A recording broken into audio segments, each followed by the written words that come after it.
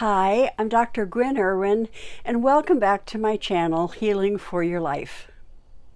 Today we're going to return to the model of wounded development. I did an introduction for that, which has recently been posted on the channel.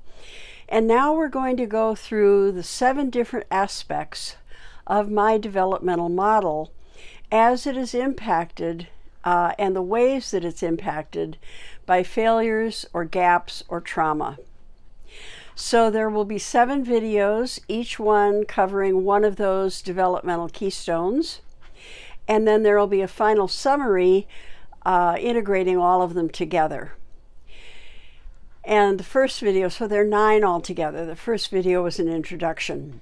So today we're going to start with when I say our first keystone, as I've said to you in previous videos, the keystones, as I've conceptualized them, are linear in that there is a chronology in some ways to them, but they're also dynamic in that they influence one another, and so they're not only linear and they're not only chronological. But I begin with states because it is something that is happening in utero before a baby is born. And as I explained in healthy development, there are 8 aspects to any given state. And if you've listened to that video and you've downloaded the free material under resources on my website, you'll know this. So I'm going to review briefly what a state is and what it isn't. A state also means a state of being. So it isn't just a mood like we're having a blue day or a down day, but a state includes mood or emotion. It isn't just that we're nervous and we have butterflies in our stomach, but it may include that as part of our physiological sensation. It isn't just a conviction like I'm no good at this or I'm terrific at this, but it includes those kinds of belief systems. So there are 7 aspects to a given state of being, a self-state of being. We have whatever our attachment pattern shapes according to that state. We have which and what kind of memories are operating and available to us in that particular state. We have physiological sensation that is a part of that state. We have emotion, feelings. We have belief systems. We have perceptual bias. Let me remind you, in case you forgot, because it's a lot of material, a perceptual bias is a kind of front-loading, it's like a belief system, but it's not only a belief system, it front-loads new experience. So based on our history, far past or recent, if it's powerful enough, we develop a perceptual bias. And then that appears when new experience comes to us. So our new experience is often and sadly front-loaded, often in very negative ways, but it can be positive as well. So a perceptual bias is not only negative, it also means what we bring to the table in new experience. For instance, like somebody says, I'm no good at first dates, and now they have a first date and they have a perceptual bias that's operating, and they have all the different feelings and emotions and sensations that go with that, and now they're going on a new date, but it's not a new experience because it's front-loaded with all of this state material. And then we have our voice and language, and remember the difference is language is articulated language. It's all the semantics that we use, like I'm using language with you now. But voice is our personal expression of our sensory-based language. And we may have high levels of articulated language, but be very shy about our own personal voice. So, and the last element of a state of being is our behavior. how we act within that state. So the most powerful states, of course, are powerful in each of those 8 areas.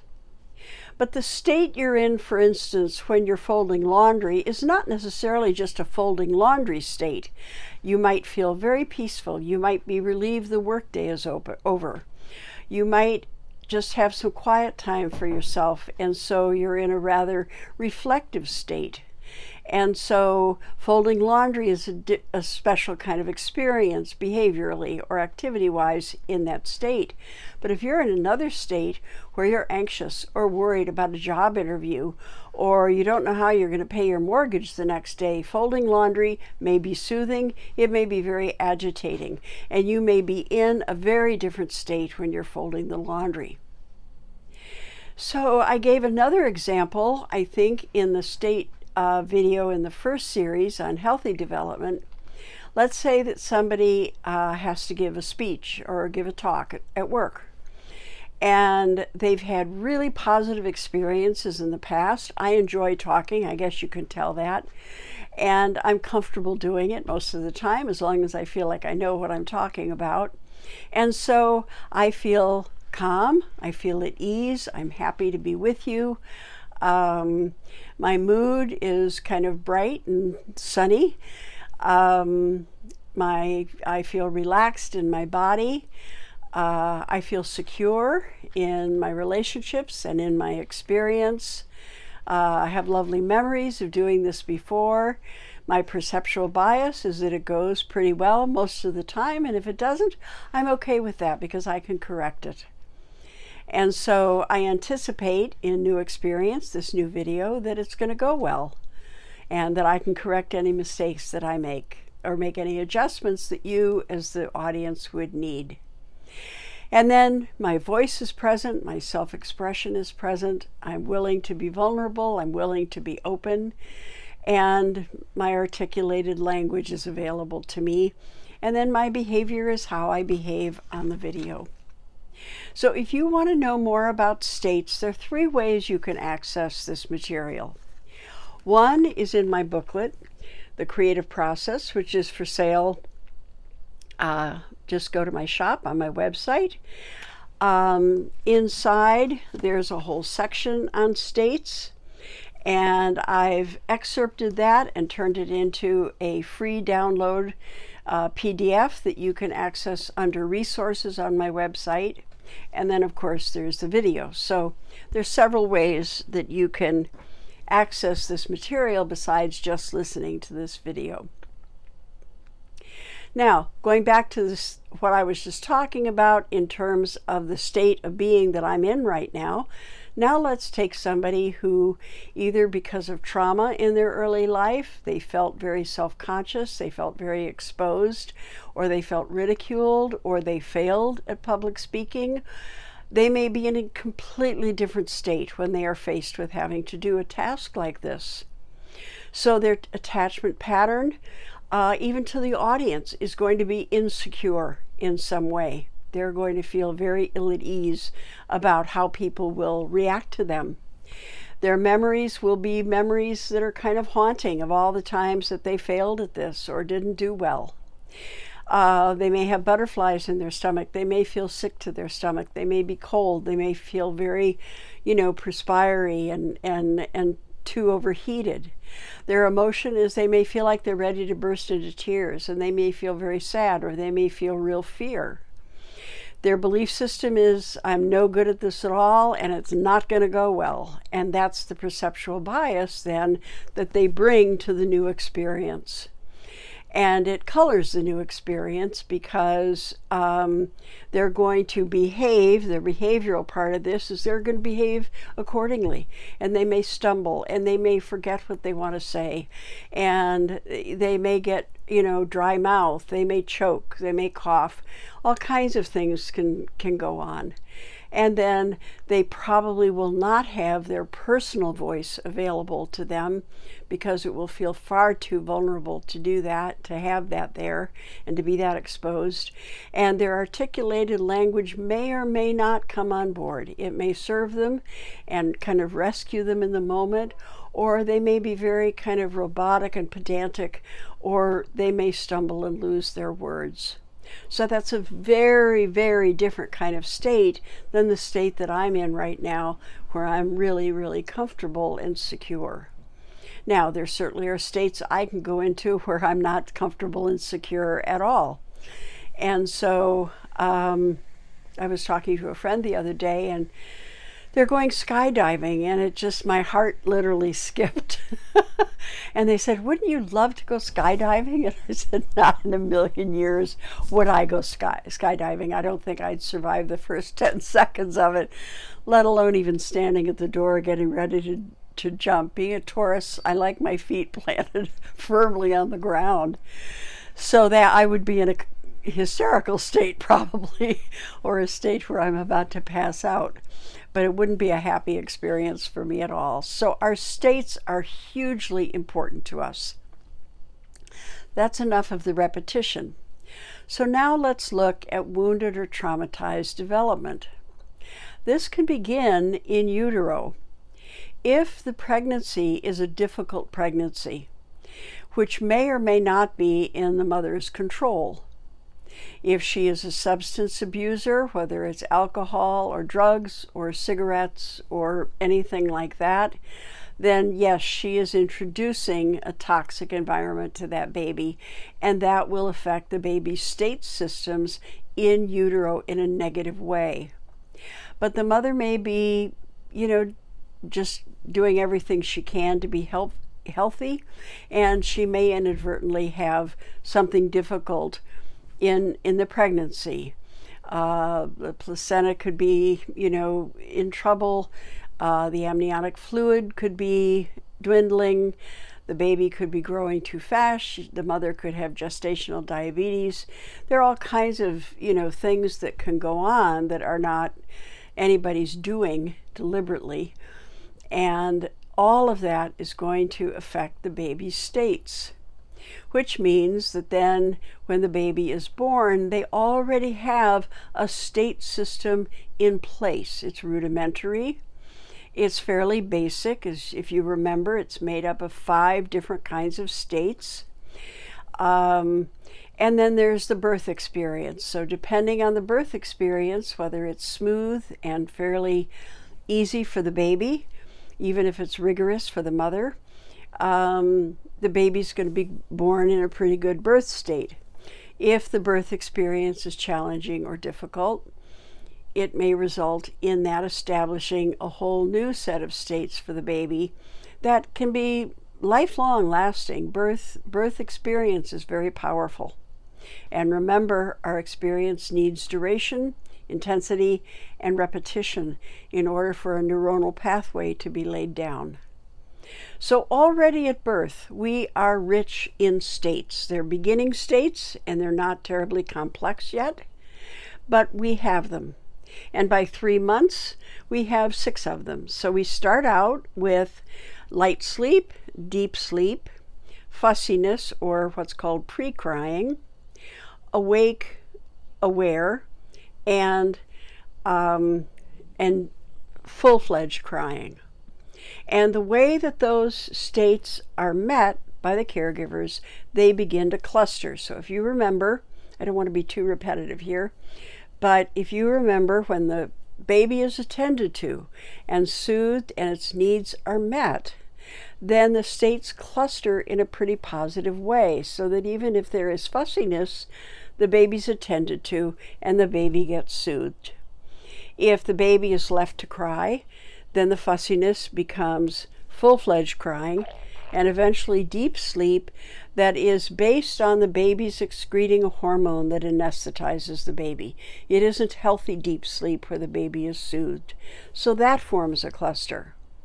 At about the age of 2 to 3 months, we have our 6th state, which is wakeful activity, where the baby is beginning to be interactive and cooing and looking and smiling and burbling, gurgling, and a whole new set of states are born around that. By the time the baby is 18 months old, they have like a 3-dimensional grid of thousands of states, some of which are linked and clustered, some of which are more solitary. And one of the important parts we need to discuss for a couple of minutes is dissociation. Dissociation is a psychological remedy when a person is in an experience and an environment from which there is no escape, that is basically traumatic. Now, we have healthy dissociation or normal dissociation, which is that while I'm speaking with you and talking about this, I'm not necessarily thinking about my dogs, although if they start barking, I will. I'm not thinking about getting the lawn mowed. I'm not accepting that I just said it, so now I'm thinking about it. So we don't think of everything all the time simultaneously. We focus, and we have focal attention.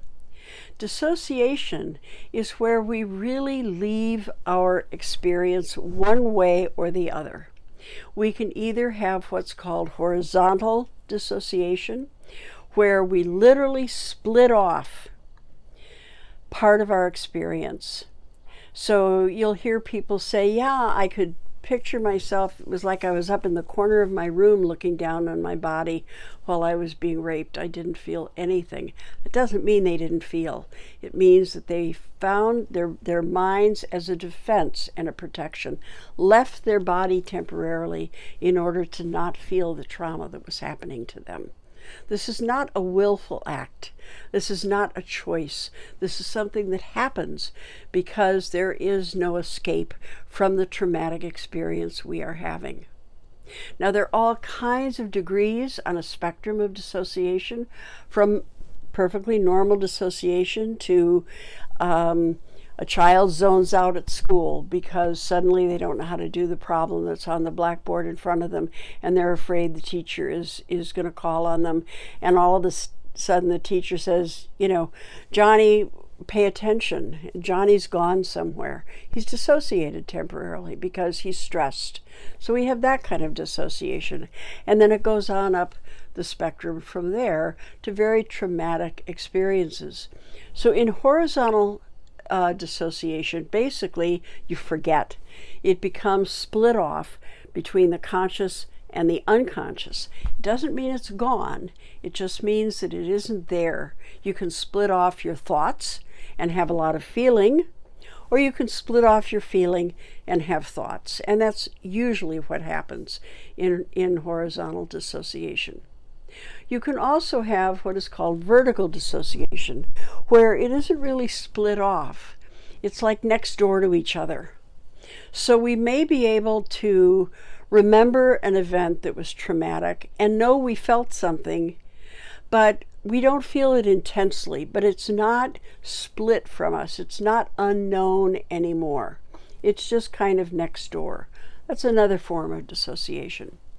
So when we have states, and it can be in a cluster even, it isn't just a single state, that there are no bridges between the state.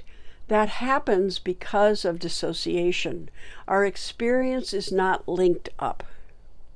One of the tasks of therapy, which we'll get to in the third series on how to work with all of this, is to build bridges between states. And that's a whole topic or topics in and of themselves. But somebody can be in a state, let's say that they're at work and they're feeling okay, and then a whiff of a trigger comes, and remember, it only needs to be a whiff of the originating experience, and suddenly they feel like they've gone to Mars and they don't know how to get home, and they don't know what happened to them or why. Just something insignificant seemingly insignificant seemed to happen, and now suddenly they can't get back to themselves. That's a set of states where there is not a bridge, and they're going to need help to get back to the state where they were functioning and productive. They're going to need to get soothed, they're going to need a friend, they're going to need something to return to that state. So in wounded development, you have very distressed states to a greater or lesser degree. In those distressed states, because of whatever failures have occurred, failures meaning needs not getting met or getting met in a way that isn't helpful or useful or soothing, or there's been trauma of some kind, or there are gaps, meaning that parents just didn't attend to a whole set of developmental needs. Our states are going to reflect that, and they're going to carry the weight of that failed experience and that wounded development. And so in wounded development, what we see is that our attachment patterns are one of the three forms of insecure attachment. And we will feel that insecure attachment in those distressed states. Our memories are going to be implicit memory bound, which will be our next video, but you'll remember from the previous series that that's the encoding and the retrieval of lived experience. And so our states are going to be very informed. That's what PTSD is, and that can be acute or on the more mild, somewhat mild side, moderate side. And so you're going to have a lot of implicit memory distress that comes up in these distressed states. You're also going to have a lot of uncomfortable physiological sensations. We'll feel those as our vitality affects, like we're falling through space or we feel like we're coming apart. We may feel sad or angry or afraid, but the internal living landscape that we're in, the internal environment that we're living, we will feel on a physiological level and in a very distressed way. We're also going to have painful emotions, categorical emotions of sadness or fear or disgust or shame. We're going to have pretty negative belief systems, either and or about ourselves or about our potential experience. Like, this isn't going to work out for me. I'm going to fail at this. There's no way I can succeed at this. Or, boy, I'm going to go out there and I'm just going to be humiliated. Or this person is going to leave me. They're not going to want to stick around. So there are going to be a lot of, or I'm in danger, and that may or may not be true, but the belief system is there, especially about the kind of person one is and the value that we have ended up holding ourselves in within that particular state. Out of those belief systems, we're going to have a perceptual bias about new experience. Well, I'm not going to get the job when I go to this interview. Why would they hire me? Or this date isn't going to work out. Nobody's really going to want to be with me. Or I'm going to be a lousy mother, or I'm afraid to be a mother, or I don't want anything to do with parenting. It scares me too much, or whatever. You're also going to experience that your voice has been suppressed to some degree. Your ability to authentically express yourself and your feelings and how you value things and the meaning of things for you is going to be very dampened down. And your articulated language may or may not be affected. You may be able to speak, but it might be in a more halting way, or it might be in, as I said, a more pedantic way, or it might fail you to some degree, and you might end up stammering or losing your words, or your mind kind of swimming and not being able to gather your words. And finally, your behavior is going to express all that. Even if you're high functioning in these trauma states, which they are trauma states, even if you've learned to be very high functioning in them, your experience, if you can fool the world, you won't be fooling yourself, because you'll know what you're going through in the way that you behave, the way you perform, and the way you relate. You'll know what's going on in your own internal mind field. So that's what we experience in our state systems when there are failures or gaps or trauma, and we have wounded development. Next time, we'll be talking about implicit memory and how that shows up and how that operates in our state systems and in our development. And I look forward to seeing you then. Take care. Bye.